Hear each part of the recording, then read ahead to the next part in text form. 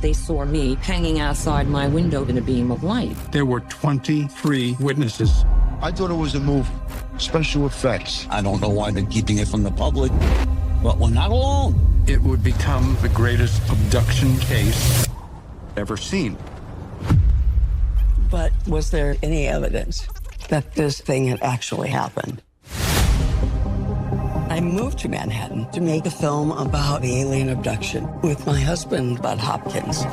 The existence of an extraordinary phenomenon demands an extraordinary investigation. Bud believed that she was very, very credible, and the audience loved her. When people hear this, do they tell you you're nuts? I'll tell you, Jay, I wish I was psychotic. At least there's treatment for that. Linda is simply telling the truth. It's as easy as that. She was pulling the wool over Bud's eyes. How could she say the things she said after what my family and I went through? What do you want from me? One, we're going to end all of this. Two, we're moving back now.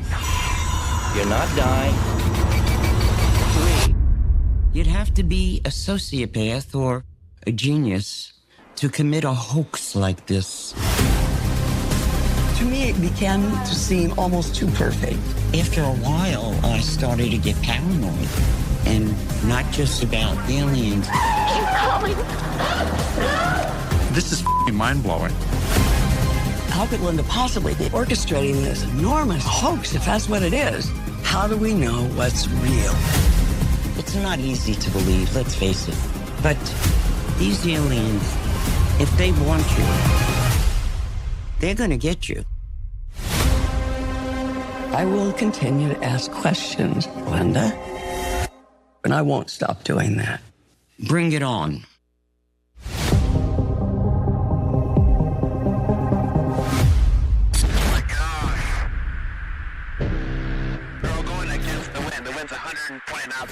Radio X-Files avec Christian Page et Camille. Radio X.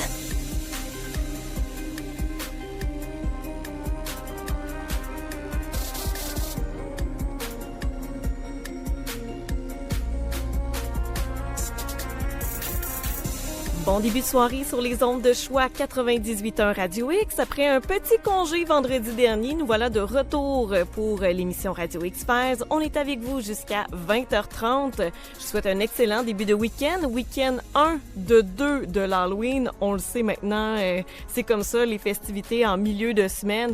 On a toujours une première partie de l'Halloween qui se fête le 26, le 27 octobre. Mon cher Christian, est-ce que toi tu fais quelque chose de spécial? Es-tu invité à des meurtres et mystères pour l'Halloween?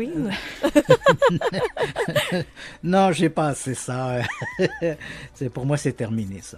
J'ai pensé à toi parce que après en avoir entendu parler de ton témoignage, demain, je prends la route pour Salem et j'ai tellement hâte de visiter. Magnifique. Tu me l'as tellement bien vendu. Donc, moi, ça va être mon activité de l'Halloween.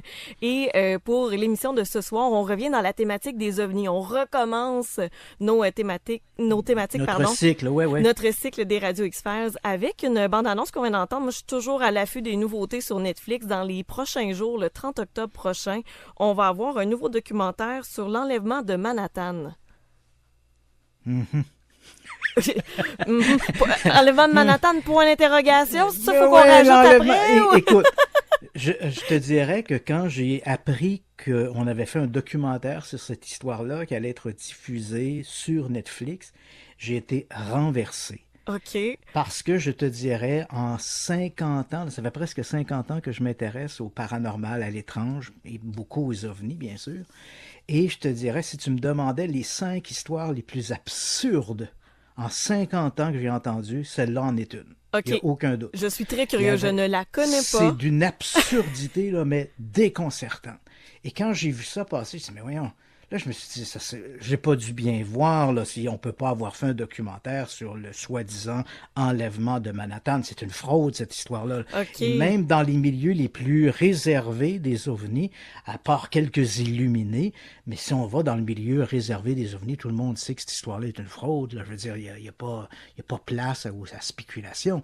Et là, je me suis dit, non, ça se peut pas. Il m'a fallu honnêtement, là, il m'a vraiment fallu quelques secondes là, pour réfléchir à ça. Je me disais, attends, mais qu'est-ce qui se passe? Et là, ensuite, je me suis dit, bon, c'est vrai que Netflix ont montré, ils ont mis, depuis quelques années, ils ont mis des documentaires qui ont fait énormément réagir, pas nécessairement pour les bonnes façons, en tout cas, à mon avis. Oui. Quand on pense, par exemple, à l'Aube de l'humanité, là, avec Graham Hancock, qui a soulevé l'ire de tous les historiens, des archéologues à travers le monde. Ce Graham Hancock qui est visiblement un archéologue ou un anthropologue frustré, puis il défecte sur tout le monde parce que lui, il a la bonne affaire. Tu sais, il est le seul gars dans la parade qui l'a l'affaire. Il n'a pas de diplôme, il n'est pas spécialiste, il n'a jamais mené de fouilles en archéologie, mais il a l'affaire. Et il te fait des raccourcis, mais épouvantables, de quoi vomir. Là, tu sais, là. Puis même des gens, hein, des groupes d'archéologues et d'anthropologues ont écrit à Netflix pour dire, mais qu'est-ce que c'est que cette merde? Passe-moi l'expression, mais qu'est-ce que c'est que cette merde? Et on a appris que le réalisateur, le type qui travaille chez Netflix oui. aux acquisitions de documentaires, c'est le fils de Graham Hancock. Donc, on appelle ça dans un langage plus poli, on appelle ça du népotisme. Fait que finalement, faut pas trop s'étonner.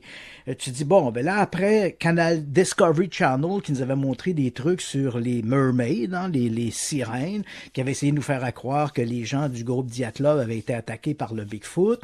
Netflix, qui nous arrive avec À l'aube de l'humanité, ben là, faut-il se surprendre avec l'enlèvement de Linda Cortillet. Ça, c'était le nom qu'elle avait utilisé à l'époque. Maintenant, on sait que son vrai nom, c'est Linda Napolitano. Comme j'ai pas vu le documentaire puisqu'il sort, comme tu l'as mentionné, le 30 octobre, oui. on a présenté la bande-annonce. Je ne sais pas si dans le documentaire, elle va prendre son véritable nom, Napolitano, ou elle va retourner au nom qu'elle avait utilisé à l'origine, qui était Linda Cortillet. Est-ce que c'est comme elle tout le monde, qui sort avec le porte-voix pour dire « Voici ma vérité, c'est ça que j'ai vécu ». Oui, c'est en plein ça. Okay. Bon, cette histoire-là, écoute, elle est d'une absurde... Je me sens presque gêné de la raconter. Mais faut, comme ça sort à Netflix... Je me dis, il faut bien que je prenne quelques secondes pour dire un peu de quoi il en retourne. Et ça va avoir un engouement, les gens vont rouvrir le dossier. Ouais, et les gens qui connaissent pas cette histoire-là, qui quand même remonte aux années 80, donc qui étaient peut-être pas là, une jeune génération qui était pas là, qui ne connaissent pas forcément cette histoire-là. Ouais, c'est ça. Donc, on découvre cette histoire-là, puis évidemment, à la mouture Netflix, on va nous présenter ça comme étant convaincant, mais ça tient pas la route une seconde, là. Et il y a de la boue derrière ça, là. T'sais, de la boue, par exemple, cette histoire-là a été promue par un type qui est décédé maintenant, qui s'appelait Bud Hopkins, qui était à l'époque, dans les années 80-90, il y avait une organisation qui existe encore aujourd'hui qui s'appelle le MUFON, le Mutual UFO Network. C'est une organisation qui avait été créée comme une espèce de ligue de garage en 1967. En 1969, donc 2 ans plus tard, elle a connu une expansion, parce qu'il faut le dire aussi, en 1969, ça correspond à l'époque où l'armée de l'air américaine avait mis fin à son projet Blue Book, le projet d'enquête sur les ovnis, qui est un programme étatique. Donc, cet organisme MUFON avait été créé par un type qui s'appelait Walt Andrews en 67, comme je te l'ai dit, petite organisation de garage, mais en 1969, elle va étendre ses frontières d'un bout à l'autre du pays, elle devient une véritable organisation importante et elle va se vanter, elle se vante encore aujourd'hui parce qu'elle existe, là. Les dirigeants d'alors ont disparu, sont décédés, ont été remplacés, mais elle se vante encore d'être la plus grande organisation ufologique au monde, ce qui est probablement vrai en nombre de membres. Okay. En revanche, l'organisation a été, je te dirais, au cours des 20 ou 30 dernières années, il y a eu une période, disons, au début, là, mettons, de 1969 à 1979, donc durant cette période de 10 ans, ça a été une période de grâce, disons un peu la lune de miel. Elle était considérée comme avec beaucoup de sérieux, puis son leitmotiv était « Nous voulons enquêter sur les ovnis de manière sérieuse et scientifique ». Mais à un moment donné, on s'est vite rendu compte que c'était une organisation qui faisait la promotion des petits hommes verts et des extraterrestres, qui criaient au complot. Puis cultiver leur vérité à eux, là. Ouais, c'est ça. Là. Okay. Une organisation comme celle-là, je veux dire, on en connaît tous, là, des organisations de même, que ce soit le Cercle des fermières ou des organisations d'OVNI. Là, je veux dire, ils prêchent toujours pour leur paroisse. Et là, éventuellement, dans les années qui ont suivi, je dirais dans les années 80 et 90, l'organisation a été impliquée dans de très nombreuses fraudes qui ont été dénoncées. Là, à un moment donné, tu perds tes plumes puis tu as perdu toute crédibilité. Aujourd'hui, le MUFON, c'est une organisation comme les fans, tu sais, c'est les fans des petits hommes verts, comme tu as les fans de Céline Dion, puis tu as les fans de Bono, c'est des fans de Soucoupe volante. Bon, ça s'arrête là, il n'y a pas... puis là, les gens ont beau se donner des titres, et je sais de quoi... Puis là, les gens, je sais qu'il y a peut-être des gens qui vont dire « Oh, il ne sait pas de quoi il parle. » Non. J'ai été le directeur provincial du MUFON pendant des années. OK! Oui, dans les années 90, le MUFON avait plusieurs chapitres canadiens et on m'a fait l'offre d'être le représentant, d'être le chapitre québécois du MUFON. Et j'ai accepté parce que j'étais encore dans mon univers de licorne et de fées. Et donc, j'avalais toutes ces espèces de salades-là. Et quand on m'a proposé ça, je me sentais un peu comme choyé d'appartenir à une aussi grande organisation. Et j'ai accepté. Et 2 ans ou 3 ans après, j'ai démissionné parce que j'ai découvert ce qui se passait dans les coulisses. Cette organisation, quand elle était critiquée, elle mettait à la porte ceux qui la critiquaient. Elle cachait de l'information quand des gens disaient « Hey, cette affaire-là, là, ça ne tient pas la route ». Et d'ailleurs, la raison même de mon départ du MUFON, c'est justement l'histoire dont on parle ce soir. C'était à l'époque, dans les années 90, fin des années 80, début des années 90, ce fameux Bud Hopkins dont je te parle, qui est un artiste peintre, aucune formation en psychologie ou psychiatrie ou quelque domaine scientifique que ce soit, c'est un artiste peintre. Et il s'intéresse beaucoup aux enlèvements extraterrestres. Et Labou, je ne rentrerai pas dans les détails, mais Labou, disons qu'à ce moment-là, il avait emprunté de l'argent à un autre auteur qui écrivait des livres sur les ovnis, qui s'appelle Whitley Strieber. Il avait prêté 25 000 $. Et là, Strieber exigeait un remboursement. Hopkins, il n'avait plus un sou. Et il disait à Strieber, écoute, je vais trouver une bonne histoire, puis je vais pouvoir te rembourser. Puis la bonne histoire, le lendemain, ça cogne à sa porte, puis c'est une femme qui se fait enlever par des extraterrestres. Donc, tu vois, ça va bien, on va écrire un livre, puis il reçoit l'avaloir de l'éditeur, puis il peut rembourser Whitley Strieber. Bon, donc, c'est de la boue, tu vois, ça sent pas bon, là. On le sent, là, il y a quelque chose là, qui va pas là-dedans. Ça sent pas bon. Mais bref, cette histoire-là, quand elle est sortie, au début des années 90, avec toute la promotion, puis Bud Hopkins était considéré comme un des gourous de la soucoupe volanterie de l'époque. On le présentait quasiment comme un dieu. Et des gens ont dit, hey, cette histoire-là, là, ça tient pas de bout. Et des gens ont fait des vérifications, et ces gens-là ont fait des vérifications. Ils ont publié un rapport qu'ils ont remis au MUFON, un rapport qu'on appelle le rapport Butler, Stefula et Hansen, du nom des 3 auteurs. Ils ont remis un très important rapport au MUFON pour dire cette histoire-là est une fraude. Et plutôt que d'accepter ça, comme Bud Hopkins il vendait bien. Tu comprends? Bud Hopkins, c'est un gars qui vendait bien le MUFON. On n'était tout de même pas pour le chasser à grands coups de pied dans le derrière. Fait que qu'est-ce qu'on a fait? On a discrédité Butler, Stefula, Hansen sur des affaires un peu ridicules. C'est, ah oui, Butler, l'un des auteurs du rapport, est un homosexuel. Qui croirait un homosexuel? Tu vois, là, peu genre. Autre époque aussi, là. Ah ouais, des affaires, mais tu dis, mais ça ne change rien. Je veux dire, son orientation sexuelle, on n'a rien à cirer. Ce qui présente, les faits qu'ils ont vérifiés montrent que cette histoire-là est une fraude. Point barre. Bon, mais bref, et éventuellement, quand moi j'ai vu ça, un peu par solidarité, comme plein d'autres aussi, on a vu ça, on va se dire, hey, attends une minute, là, moi je ne veux pas participer à cette fraude-là. Et c'est la raison pour laquelle j'ai démissionné du MUFON. J'ai envoyé à Walt Andrews à l'époque, le fondateur, qui était à l'époque aussi encore le directeur. J'ai envoyé une très longue lettre de 3 pages dans laquelle je m'insurgeais qu'on n'ait pas donné d'espace, on ait caché le rapport Butler, Stefula et Hansen qui dénonçait l'affaire Napolitano et tout ça pour protéger Bud Hopkins et vendre du bonhomme vert. C'était ça. On vend du bonhomme vert, puis avec ça, on va vendre beaucoup de bonhomme vert, ça va bien aller, ça. Fait que c'est là que j'ai démissionné du MUFON. Donc, je sais de quoi je parle. J'étais là. Non seulement j'étais là au MUFON, mais j'étais là exactement à l'époque de cet incident-là qui a amené mon retrait et ma démission du MUFON. Donc, cette histoire-là, pour la résumer, en ce qu'on va vous raconter un peu dans le documentaire, oui. C'est un événement qui se passe le 30 novembre, selon ce qui va être raconté. Hein. On a mis, là, je pense, toutes les guillemets et tous les bémols possibles. Donc, le 30 novembre 1989, il y a cette femme qui va prendre d'abord le nom de Linda Cortillet. Maintenant, on sait qu'elle s'appelle Linda Napolitano. Elle est mariée, elle a des enfants, elle habite un appartement dans un gros complexe immobilier qui se trouve dans le Lower Manhattan, donc la partie basse de Manhattan. Et ce complexe immobilier, il est pratiquement là, sur la Hudson, là, et il est coincé entre le Brooklyn Bridge et le Manhattan Bridge. OK. Donc, ça veut dire, si tu pètes à 4 heures du matin, il y a quelqu'un qui va t'entendre. Tu comprends? T'es entre le Manhattan Bridge et le Brooklyn Bridge, là. Veut dire, il suffit de connaître New York, là, pour savoir que, comme le disait Sinatra, c'est la ville qui ne dort jamais. Jamais, c'est ça. Jamais. Donc, elle est là. Et elle dit que vers 3 heures du matin, à peu près, elle ouvre les yeux. Il y a eu des épisodes. Hein, elle va raconter plus tard. Pas au début, hein, parce que son histoire va se gonfler. La version change. Puis à un moment donné, la version change. Les petits lutins, il y a de tout là-dedans. Okay. Fait que là, la façon dont elle raconte ça, je n'ai que du mépris pour cette histoire-là. J'ai honte d'avoir à parler de ça. Donc, elle raconte qu'elle se réveille le soir, il est à peu près de la nuit, en fait, il est à peu près 3 heures du matin, ses enfants dorment dans une pièce voisine. Les enfants qu'éventuellement elle va impliquer dans les épisodes d'enlèvement par les extraterrestres.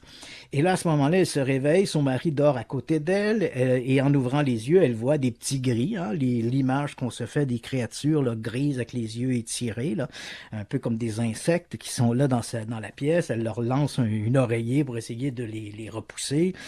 Elle essaie de réveiller son mari, puis évidemment, il se réveille pas. Et là, à ce moment-là, ils sont deux créatures, et là, il y a un rayon bleu qui rentre par la fenêtre. C'est une espèce de rayon, un rayon tracteur pour les adeptes de la série Star Trek. Là, c'est du Beam Me Up Scotty. Là, on me téléporte, là, on me transfère. Okay. Donc, elle part à flotter dans ce rayon bleu-là, avec les deux extraterrestres aussi. Et là, elle passe par la fenêtre. Et là, le vaisseau est juste là, dans le ciel, aux côtés de l'immeuble. Et là, elle est tractée à l'intérieur de ce rayon bleu jusqu'à l'intérieur de l'OVNI, où éventuellement, elle va être soumise à des tests par les extraterrestres et tout le reste. Bon, grosso modo, c'est un peu l'histoire qu'elle raconte. Mais, et là, éventuellement, elle va prendre contact avec ce Bud Hopkins, qui participe à des émissions de télé, qui est un peu la vedette, parce que c'est une époque qui est très fertile. Aujourd'hui, on a un peu délaissé ça, mais quand on parle des ovnis aujourd'hui, je te dirais, et on le fait depuis quelques années ensemble, le gros sujet des ovnis en ce moment, là, c'est les sonneurs d'alerte. Hein? C'est le gars qui arrive et il dit « Moi, j'ai travaillé d'un programme spécial où il y avait des extraterrestres, puis le gouvernement nous cache. » C'est ce type de sonneur d'alerte. C'est surtout de ça qu'on parle, comme l'an dernier, là, lorsque David Grosh était allé au Congrès américain, puis bon...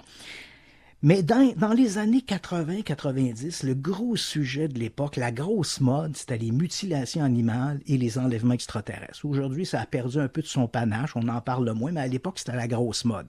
Et le phénomène des ovnis est un phénomène un peu cyclique, comme ça, avec des modes, et cette époque-là, c'était la mode. Donc, il n'y avait pas une semaine qu'il n'y avait pas une émission, Oprah Winfrey et autres, là, ce genre d'émissions, grande écoute, talk show, qui recevait Bud Hopkins, puis qui venait raconter ses histoires d'enlèvements extraterrestres. Donc, cette... Linda Cortillet, Linda Napolitano, va prendre contact avec lui, raconter son histoire. Et là, elle dit, et là, ils vont devenir comme cul et chemise, là. Hein, faut quand même se le dire, le Bud Hopkins, visiblement, il sent qu'il y a une petite pépite d'or ici, là, puis qu'il y a de l'argent à faire avec ça. Donc, il raconte ça, il présente Linda Napolitano, il va de congrès en congrès sur les ovnis, il la présente. Et là, l'histoire devient plus complexe, parce que là, elle commence à raconter que, en fait, c'est un peu un mélange, ça devient tellement confus, tellement nébuleux et confus. Là, bon, là, il y a apparemment, à un moment donné, Bud Hopkins, écoute, déjà, je sais pas comment, le bon sang est parti en vacances. Oui, tu dis ça, à un moment donné, le bon sens est parti en vacances. Le Bud Hopkins est chez eux, il reçoit une lettre de 2 gars. Hein? Là, ça les commence. Hommes en noir. On est là. Quasiment, là. Tu sais, 2 gars qui écrivent, ils disent, Monsieur Hopkins, on sait que vous vous intéressez aux ovnis. Alors, nous sommes 2 agents, 2 gens des Secret Service, tu sais, du Secret Service. Et on a assisté à un événement tout à fait étrange. Ils disent, on s'en allait sur le pont du Brooklyn Bridge avec un personnage très important. Et qu'on ne peut pas vous révéler son nom, mais quand on approchait près des complexes immobiliers aux pieds là, qui sont sur le bord, ils disent, on a vu un ovni qui était aux côtés de la maison, puis ils disent, on a vu une femme flotter d'un rayon bleu puis monter dans ce couple, tu sais, puis c'est ça. Puis ils disent, on sait très très bien l'appartement, tout ça.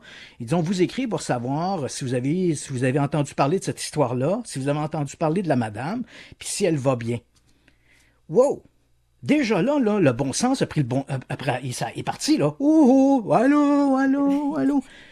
Pourquoi ces gens-là écriraient à Bud Hopkins s'ils sont pas au courant qu'il est déjà en contact avec Linda Napolitano? Ils se sont levés un matin et ont dit, tiens, on appelle Bud Hopkins. On appelle au hasard, oui. On appelle au hasard, puis quand ça tombe-tu bien, il y a un B, là, un H dans le bottin téléphonique, il y a Hopkins, on va l'appeler, lui.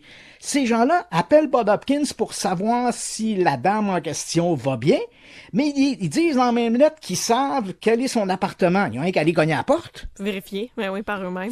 Il y a comme un... Et là, tout d'un coup... Et le plus étrange, c'est que c'est ce que ces hommes-là vont faire. Hein? On n'a pas vraiment le nom, mais on va les appeler Richard et Dan, c'est le nom qu'ils vont se donner. Ben, ils vont aller voir Linda Napolitano. Elle, et dans toute cette histoire-là, tous les témoins, puisqu'on entend là, dans l'histoire, il y avait 23 témoins. Tous ces témoins-là, ce sont tous des témoins de deuxième ou de troisième main.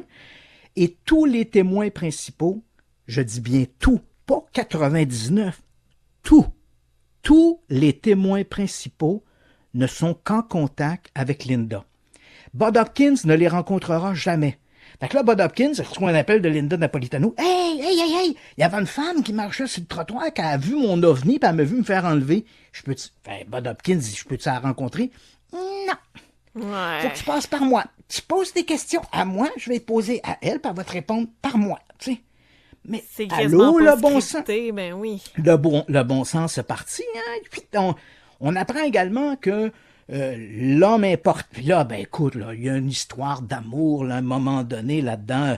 Richard et Dan vont aller voir Linda Napolitano, puis là, Dan et Richard vont enlever Napolitano, ils vont l'amener dans une petite cabane sur le bord de la plage, ils vont lui faire porter une petite nuisette, comme elle portait quand elle s'est fait enlever, puis là, Dan tombe amoureux de Linda, puis là, il perd la tête, puis là, Richard doit l'arrêter.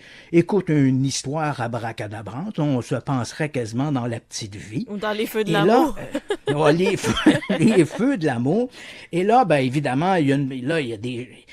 On apprend à travers ça que Dan et Richard auraient confié à Linda Napolitano que l'homme important qui était dans la limousine avec eux, c'était nul autre que Javier Pérez de Cuellar, qui était le secrétaire général de l'ONU à l'époque, rien de moins, et qu'eux allaient le conduire vers un héliport qui se trouvait dans le Lower Manhattan. Puis c'est là qu'ils ont vu l'OVNI. Vérification, Javier Pérez de Cuellar n'était pas à New York le soir du 30 novembre 89. Est-ce que ça dérange Bud Hopkins et les ufologues? Pas du tout. C'est parce que Javier Pérez de Cuellar, il a modifié son agenda pour pas qu'on puisse savoir qu'il était à New York le 30 novembre 89.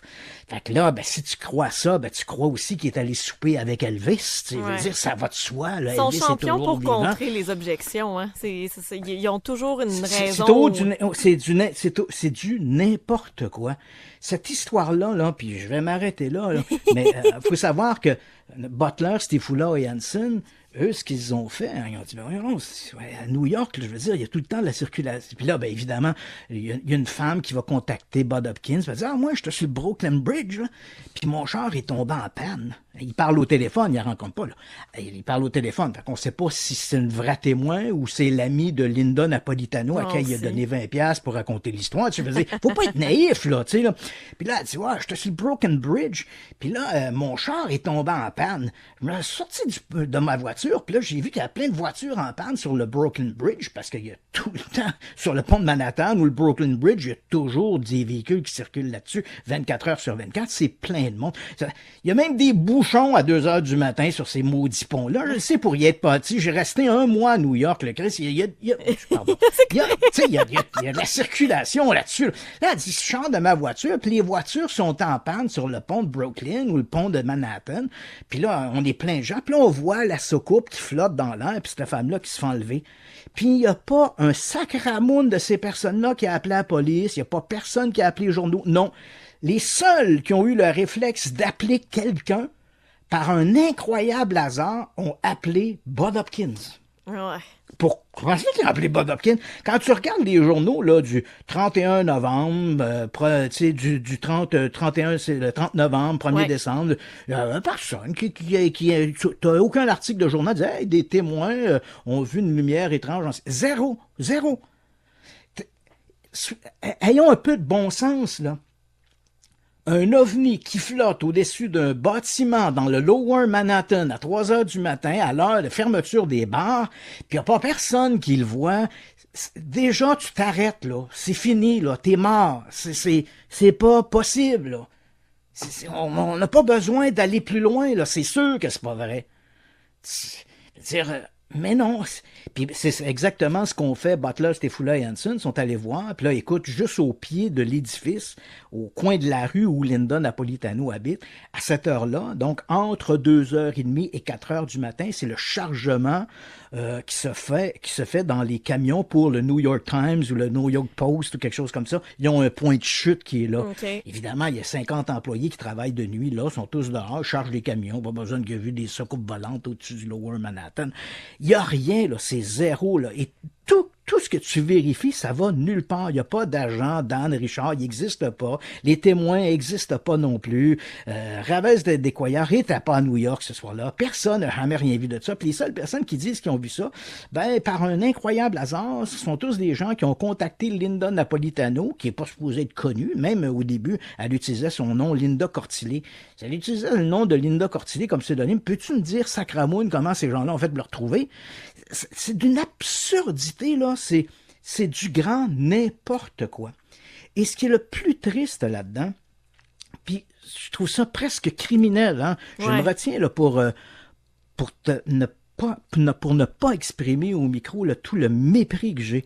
Mais Bud Hopkins, bon, lui, une des techniques qu'il utilisait, il a fait sa carrière avec les gens qui disaient avoir été enlevés par des extraterrestres. La technique qu'il utilisait, c'était l'hypnose. Parce qu'évidemment, Linda Napolitano, elle se rappelait pas qu'elle avait été ce qui s'était passé dans le vaisseau spatial. Fait que Bud, il l'a mis sous hypnose, puis là, tu sais, on retrouve toutes les mécaniques. À cette époque-là, Bud Hopkins et un de ses amis, David Jacobs, eux autres, ils croyaient que les extraterrestres mettaient des implants chez les gens. Des espèces de petits localisateurs sous la peau, quelque part, dans un orifice, puis ils pouvaient te suivre avec ça. Tu dis, hey, ils traversent le cosmos pour venir ici, puis ils ont besoin de me mettre un espèce de petit localisateur dans le rectum pour me localiser. C'est quand même curieux. Évidemment, on retrouve ça. Tu sais, Linda Napolitano, à un moment donné, elle arrive chez Bud, elle dit, hey, gars, je suis allé chez mon dentiste, je me suis fait prendre une photo de ma mâchoire, puis gars, sur le bord de la fosse nasale, tu vois-tu, il y a un petit crochet, là. Ça, c'est un implant. Mais évidemment, quand on y refait passer quand on demande un nouveau examen avec de nouveaux rayons X, le petit implant, il a disparu. Les extraterrestres sont venus le chercher. Bien sûr, évidemment. Tu te dis, écoute... Cette fois-là, ils t'ont pas réveillé. Ils sont venus te voir, mais ils t'ont pas réveillé. Faut vraiment que tu n'aies pas de cerveau entre les deux oreilles. Là. C'est du vent. Là. C'est du vent que tu as là. Tu sais, je veux dire, c'est zéro. Là. Bud Hopkins, donc, il a fait sa carrière, comme je disais, en prenant des gens, et ça, on va terminer avec ce passage-là, parce que sinon, je pense que je dormirai pas. Non, mais le documentaire, faut le prendre comme un divertissement, tout comme la façon que tu me le racontes en est un, là. C'est incroyable. Et Bud Hopkins, lui, il fait carrière en mettant des gens sous hypnose, puis lui faisant raconter leurs histoires d'enlèvement extraterrestre. Fait que là, ils dorment, tu sais, puis là, Bud Hopkins, lui dit, ah oui, de quelle couleur étaient les petits gris, tu vois, on n'influence pas le témoin, non, mais tu sais, de quelle couleur étaient les petits gris, combien de gens y avait-il dans le quatuor, tu vois un peu, là, quelle est la couleur du cheval blanc de Napoléon? De Napoléon, on veut pas influencer le témoin, là, pas du tout.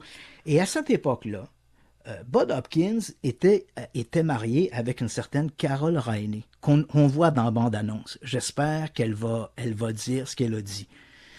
Carol Rainey était l'épouse de Bud Hopkins. Et à un moment donné, donc Bud Hopkins, il est décédé en 2011. Okay.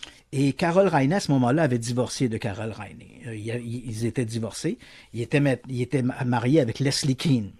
Et cherche pas. Leslie Kean, quand je te parle de cette petite communauté, là, la gang des secoupistes, là, des vendeurs de secoupes volantes, dedans. Okay. Leslie Kean, c'est l'ancienne épouse de Bud Hopkins. Bon.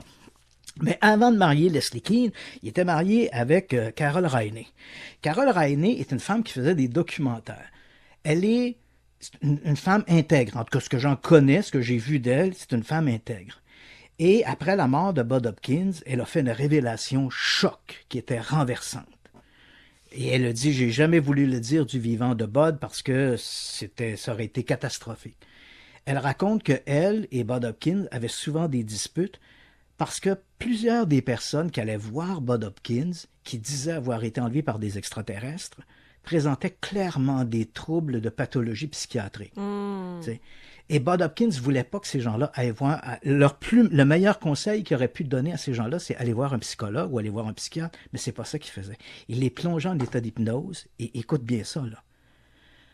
Carol Rainey a surpris à maintes reprises Bud Hopkins implanté dans la mémoire des gens qui étaient sous hypnose le scénario de l'enlèvement.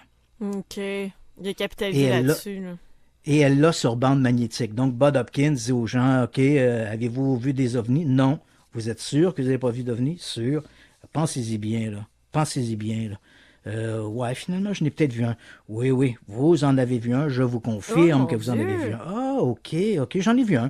Est-ce que vous avez déjà été enlevé par des extraterrestres? Non, jamais. Vous êtes bien sûr de ça? Attends, je vais y penser. Pensez-y un peu. 2 petits êtres qui rentraient dans votre chambre à coucher quand vous étiez enfant. Ah ouais, c'est vrai, là, quand j'y pense, là, je les vois. Ah oui. Donc, Carol Rainey a surpris Bud Hopkins à créer des fausses mémoires, de faux souvenirs. Et on le sait que l'hypnose, on en a souvent parlé ensemble, l'hypnose est un terrain fertile à créer des faux souvenirs. C'est une pâte à modeler. Voilà, et Bud Hopkins le savait.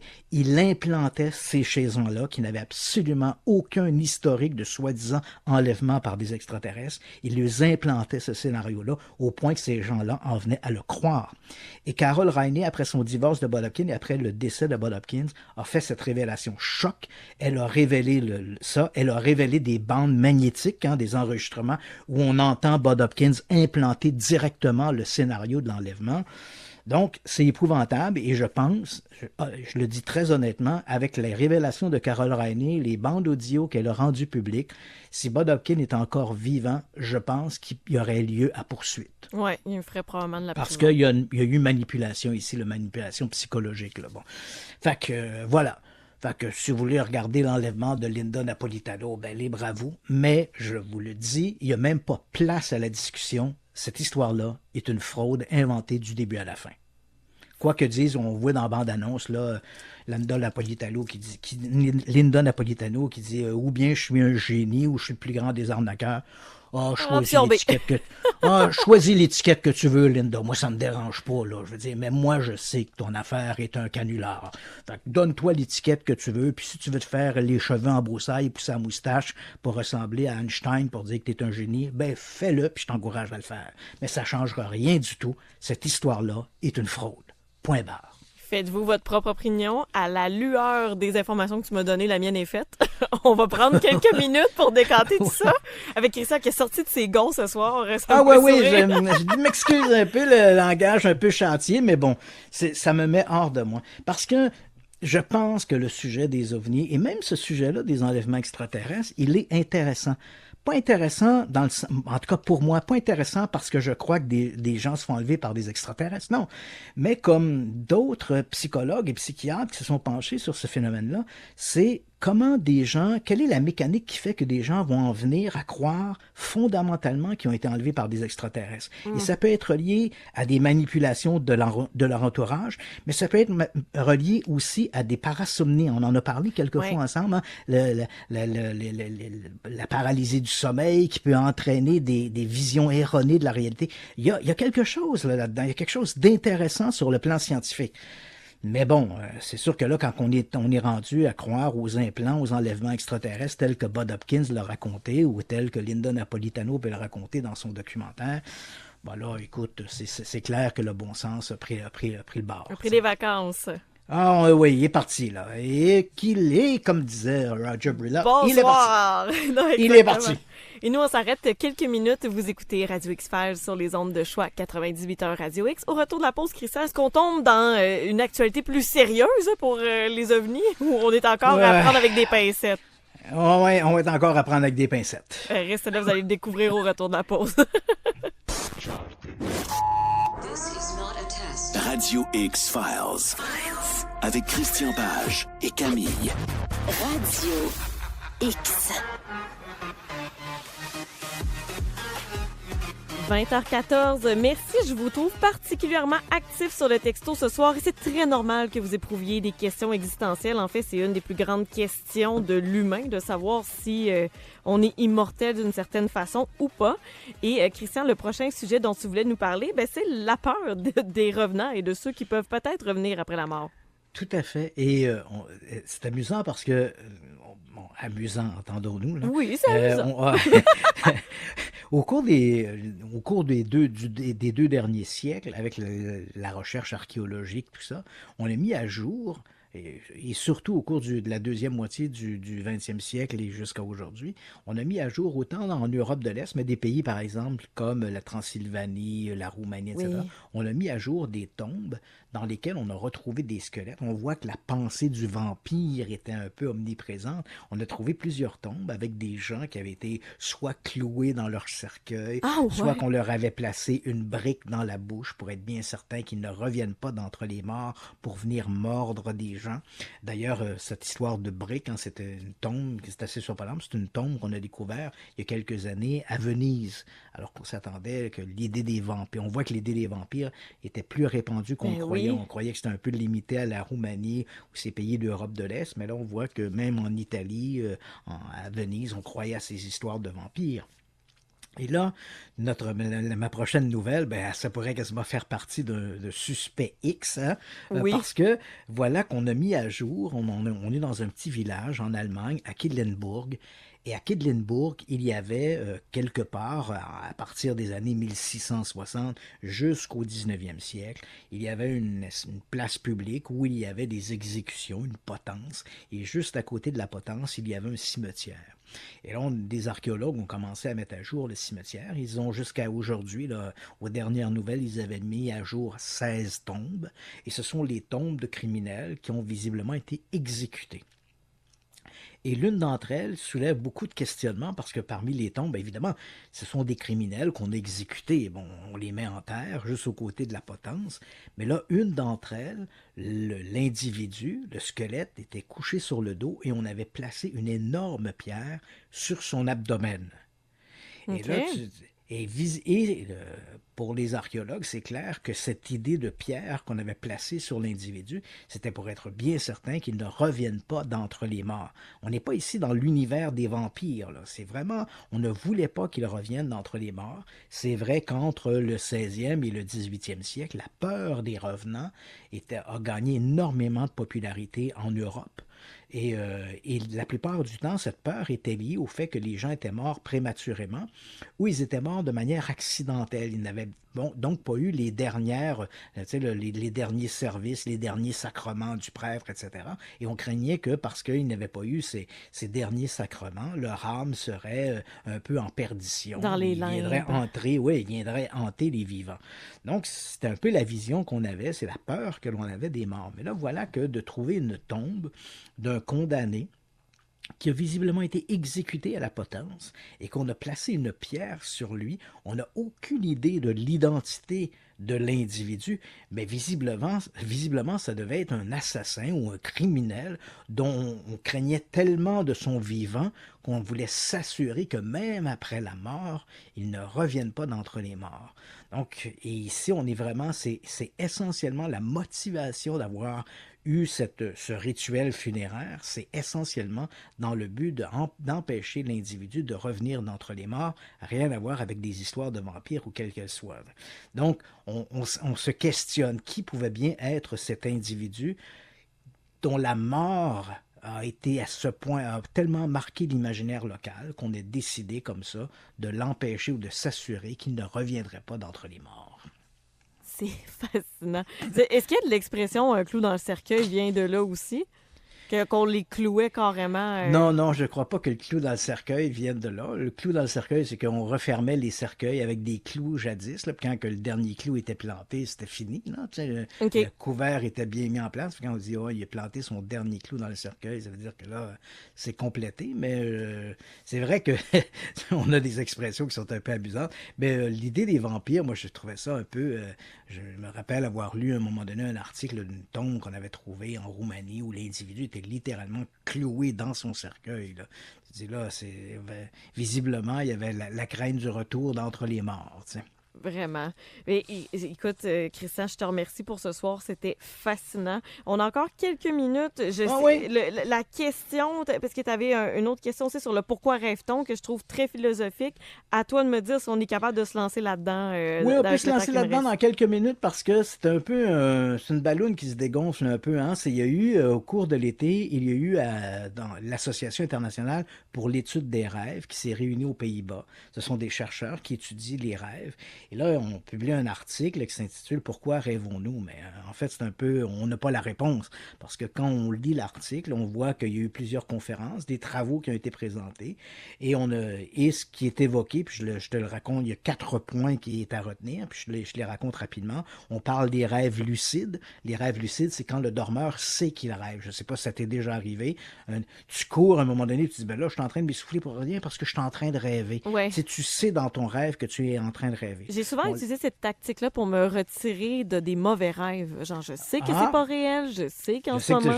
Donc ça devient un rêve lucide. Et ce qu'on a découvert, les recherches ont démontré que dans les rêves lucides, ça peut aider les gens à prendre des décisions. Hein, dans le rêve lucide, ils disent, voilà, je revois un peu quelque chose qui me préoccupe. Et dans mon rêve, je sais que je rêve, mais j'ai la possibilité de prendre une décision. Okay. Et cette décision-là va se répercuter sur sa vie. On sait également que ce que les chercheurs ont avancé, c'est que le rêve est probablement une forme très primitive de communiquer dans une société qui permettait de développer l'intelligence émotionnelle et l'empathie. Parce que dans les sociétés primitives, les gens racontaient leurs rêves. Donc, comme ils racontaient leurs rêves, souvent, ils avaient l'impression que c'était des dieux qui leur parlaient. Donc, ça permettait de développer une forme d'intelligence émotionnelle et de l'empathie. C'est très intéressant sur le plan anthropologique, là, le rôle que peut jouer le rêve, fascinant. Et on n'apprend rien lorsque les scientifiques nous disent que le rêve est très souvent le prolongement de notre vécu quotidien. Donc, tu vois des choses dans la journée. Et oui, le soir, tu vas rêver à ces trucs-là. Et ce que je trouvais intéressant dans cet élément-là, c'est que des gens disent, moi, je me rappelle facilement de mes rêves. Moi, personnellement, Christian Page, là, je me rappelle 5 rêves dans toute ma vie. Je me rappelle jamais de mes rêves. J'ai fait une fois dans ma vie, j'ai fait un rêve qui était comme plus réaliste que réel. Je m'en rappelle encore aujourd'hui. Okay. Je m'étais réveillé, puis là, je me rappelais les images du rêve, puis c'était comme plus loin qu'un rêve ordinaire. Ça m'est arrivé une fois dans ma vie. Puis pour le reste, je pense, je me rappelle 4 ou 5 rêves de toute mon existence. Dès que se souvenir de A à Z d'un rêve, c'est impossible. Oui, mais dès que j'ouvre les yeux le matin, moi, je ne sais pas à quoi j'ai rêvé. Et ça, c'est intéressant. Les scientifiques se sont intéressés à cette question. Et pour eux, ce qui ressort de l'étude, c'est qu'il y a des gens qui vont accorder davantage d'importance à leurs rêves dans leur vie. Pour eux, le rêve est important. Mais si tu considères que le rêve est important, tu vas comme développer un peu un mécanisme qui va te permettre de mieux te rappeler tes rêves. Mais si tu es du genre qui, pour toi, le rêve, c'est rien, ça fait partie de ton sommeil, merci, bonsoir, tu vas développer une espèce de mécanisme où là, ton cerveau ne cherchera pas à conserver l'imagerie du rêve. Moi, je cherche plus à le comprendre. Je me dis, je rêve, ça m'est imposé. Il y a des soirées que je m'en souviens pas. D'ailleurs, est-ce qu'on rêve à tous les soirs? C'est une question. Et en sous-question, je me dis plus, pourquoi j'ai rêvé à ça? Ouais. Et l'autre élément de ce dernier élément, le souvenir, pourquoi les gens se rappellent de leur rêve, il y a on sait que les gens qui accordent davantage d'importance au rêve auront tendance à mieux retenir le rêve. Okay. Et aussi, et ça on ne sait pas pourquoi, les gens qui se rappellent davantage leur rêve, ce sont les gens qui sont capables, lorsqu'ils sont en état d'éveil, de faire abstraction de l'environnement. Par exemple, tu es en train de lire, il y a des gens qui sont capables de lire, par exemple, dans le métro. Le bruit autour, ça ne les dérange pas. Ouais. Ils sont concentrés sur... Moi, je suis incapable de faire ça. Moi, lorsque je lis à la maison, il faut que ce soit le silence à peu près absolu. OK. Alors que ma compagne, moi, la télé joue, la musique joue, elle lit, puis ça pose absolument aucun problème. Donc, les gens qui sont capables qui ont ce filtre, de faire abstraction de ce qui pourrait les déranger, là, les distractions au quotidien, dans leurs tâches, ben, ces gens-là auront plus de facilité à se rappeler spontanément leurs rêves. Mais la grande question à pourquoi rêvons-nous, on n'a pas encore cette réponse-là. Donc, il y a plusieurs hypothèses, mais une réponse là, de façon définitive, pourquoi rêvons-nous, on ne le sait pas. Bien, l'important, c'est que le cerveau continue à fonctionner, même quand on n'en a pas conscience. Là. Mais non, effectivement, c'est une question sans réponse. Christian, merci beaucoup pour ça ce me fait soir. Plaisir. Ton sujet sur les revenants me fait un petit sourire en coin parce que lundi prochain, 22h, Suspect X, notre émission consacrée aux criminels et aux tueurs en série. Et j'en connais un personnage qui a décidé, lui, à sa propre demande, lors de son exécution, de se faire couler dans le béton. Mais c'est pas parce qu'on avait peur qu'ils reviennent faire des crimes, c'est pour toute autre raison. J'en dis pas plus. Soyez au rendez-vous lundi à 22h. Je vous souhaite un excellent week-end et à Christian également. Christian Page, merci beaucoup d'être là à chaque vendredi et même 2 fois par semaine avec moi.